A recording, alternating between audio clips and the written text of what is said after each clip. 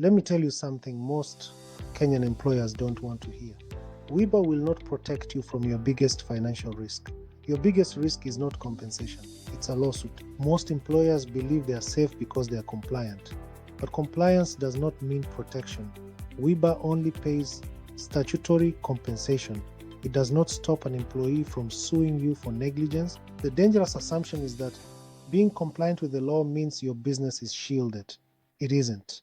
WIBA is just the beginning, not the end of your liability. My name is Simon. I help Kenyan employers protect their businesses not just from accidents, but from lawsuits that destroy companies. Today, I want to explain why employers' liability insurance is no longer optional. Here's the gap no one explains clearly. WIBA pays a formula, courts award damages. WIBA might pay 500,000 Kenya shillings. A court can award 20 million Kenya shillings. The lawsuit does not stop at the formula. Let's look at a real scenario. A factory worker loses 3 fingers. Their salary is 55,000 Kenya shillings. WIBA pays statutory compensation of 480,000 Kenya shillings. But then the lawsuit begins. The employee alleges no safety guards, inadequate training, and ignored safety complaints. The court doesn't look at the WIBA formula. It looks at your failure as an employer to provide a safe workplace. The breakdown is staggering. 8.5 million for lost earning capacity, 6 million for pain and suffering, and 5 million in punitive damages. Total claim, 19.5 million Kenya shillings. Without employer's liability, WIBA pays that initial 480,000. You pay the remaining 19 million, plus legal fees. Your company assets are attached and directors' personal assets are exposed. Business closure becomes real. With employer's liability insurance, the insurer appoints top employment lawyers.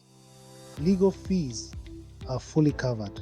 The case is negotiated down, insurance pays everything, and your company survives. Now imagine an occupational disease class action. 12 workers, 5 years of chemical exposure, chronic lung disease.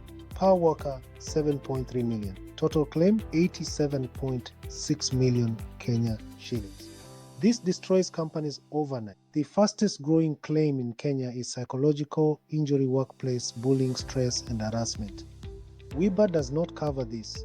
Courts do. Awards of 10 to 15 million Kenya shillings are now common. Employee lawsuits are rising by 35% annually. Why? More legal awareness, no win, no fee lawyers, and higher court awards. Being a good employer is no longer enough to avoid the courtroom. Employer's liability covers negligence lawsuits, occupational diseases, psychological injury, and wrongful death claims beyond WIBA. Most importantly, it covers unlimited legal defense costs and out-of-court settlement. Employer's liability insurance costs about 0.3% of your payroll. One lawsuit, 10 to 50 million plus. This is not an expense, it's a survival tool to protect your directors and your future. The biggest mistake is thinking WIBA is enough, or buying very low limits to save on premiums. Don't ignore safety documentation or assume it won't happen to you. Risk is inevitable. Protection is a choice. You pay nothing extra to work with me. I help you assess your exposure and realistic limits, compare insurers, handle documentation, stand with you when a claim happens, and keep your business alive. One injured employee, one lawyer, one negligence. Claim is all it takes to destroy a company. WIBA covers statutory compensation. Employer's liability protects you from lawsuits. If you employ people in Kenya, you need both. Book an employer's liability risk review today. Call or WhatsApp 0117 575 648. Visit comlyglobalconsulting.com. Protect your company, protect your directors, protect your future.